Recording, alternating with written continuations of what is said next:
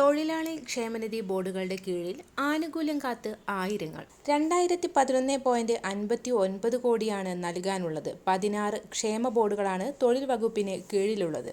Pension ഇനത്തിലാണ് ഏറ്റവും വലിയ കുടിശ്ശിക. 44 മാസത്തെ ആനുകൂല്യമാണ് തയ്യൽ തൊഴിലാളി ക്ഷേമ ബോർഡിൽ നിന്ന് കിട്ടാനുള്ളത്. പ്രസവകാല സഹായം, വിവാഹ സഹായം എന്നിവ 6 മാസം മുതൽ 1 വർഷം വരെ മുടങ്ങിയ ക്ഷേമ ബോർഡുകളുമുണ്ട്. കെട്ടിട നിർമ്മാണ തൊഴിലാളി ക്ഷേമ ബോർഡാണ് ഏറ്റവും വലിയ കുടിശ്ശിക വരുത്തിയിട്ടുള്ളത്. 1392 കോടി. പെൻഷൻ അനുവദിച്ച് ഉത്തരവിറങ്ങിയിട്ടും കുടിശ്ശിക കിട്ടാതെ പെൻഷൻകാർ. പെൻഷൻ പരിഷ്കരണ കുടിശ്ശികയുടെ 4ാം ഗഡു അനുവദിച്ചാണ് ഫെബ്രുവരി 12-ന് ഉത്തരവിറങ്ങിയതെങ്കിലും പെൻഷൻ പരിഷ്കരണ കുടിശ്ശിക ഇതുവരെ പെൻഷൻകാർക്ക് ലഭിച്ചിട്ടില്ല. ഉത്തരവിറങ്ങിയതോടെ കുടിശ്ശിക ലഭിക്കാൻ പെൻഷൻകാർ ട്രഷറിയിൽ ചെന്നെങ്കിലും കുടിശ്ശിക ലഭിച്ചില്ല. ഈ മാസം അവസാനത്തോടെ കുടിശ്ശിക നൽകുമെന്നാണ് ധനവകുപ്പിൽ നിന്നുള്ള സൂചന.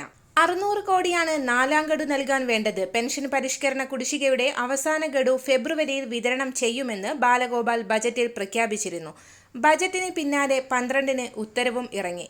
എന്നാൽ കുടിശ്ശിക ഉടൻ ലഭിക്കുമെന്ന പ്രതീക്ഷയിലാണ് പെൻഷൻകാർ. പെൻഷൻ പരിഷ്കരണ കുടിശ്ശികയുടെ ഭാഗമായുള്ള ക്ഷാമാശ്വാസ പരിഷ്കരണത്തിന്റെ 2 ഗഡുക്കൾ പെൻഷൻകാർക്ക് ലഭിക്കാനുണ്ട്. അതിനെക്കുറിച്ച് ബജറ്റിൽ ബാലഗോപാൽ മൗനം പുലർത്തുകയാണ് ചെയ്തത്. അത് എപ്പോൾ കിട്ടുമെന്ന് യാതൊരു ഉറപ്പും സർക്കാർ പറയുന്നും ഇല്ല. 19% ക്ഷാമാശ്വാസം നിലവിൽ പെൻഷൻകാർക്ക് കുടിശ്ശികയാണ്. 6 ഗഡുക്കളാണ് കുടിശ്ശിക. അടിസ്ഥാന പെൻഷന്റെ തോതനുസരിച്ച് പ്രതിമാസം 2185 രൂപ മുതൽ 15,846 രൂപ വരെ പെൻഷൻകാർക്ക് ഇതുമൂലം പ്രതിമാസ പെൻഷനിൽ നഷ്ടപ്പെടുകയാണ്. വരും ദിവസങ്ങളിലെ ഇൻഫോർമേറ്റീവായ വാർത്തകൾക്കായി ഈ ചാനൽ സബ്സ്ക്രൈബ് ചെയ്യുക.